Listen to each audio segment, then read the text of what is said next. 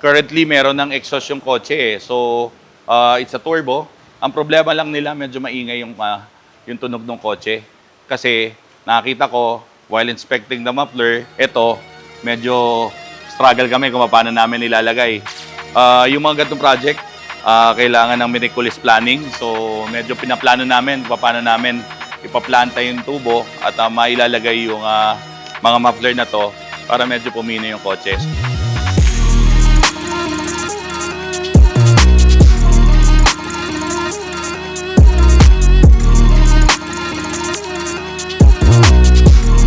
Good morning sa mga followers sa Night Rubis Garage. This is Kuya Ron sa shop natin dito sa Bacoor, Cavite.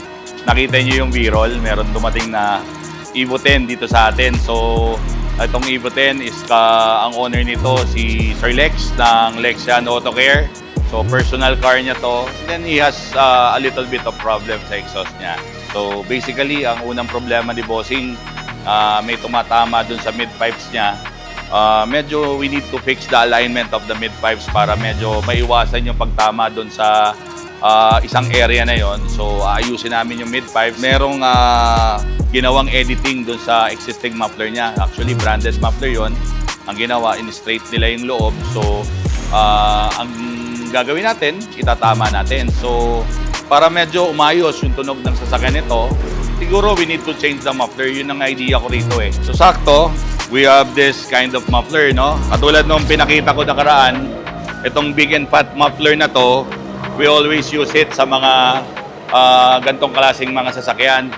This muffler is inspired sa isang brand na kilala, yung Grady Evolution. So, ginaya natin yung pinaka-muffler niya. So, maliit yung area na paglalagyan ng muffler. Kasi yung muffler dati, nakalagay horizontal muffler. So, saktong-sakto siya sa ganitong mga nakakits. Ang konting dilemma lang sa auto na to, we want to use this muffler. Ang problema, yung mounting. Yung kotse kasi may kasamang diffuser na Varex kit.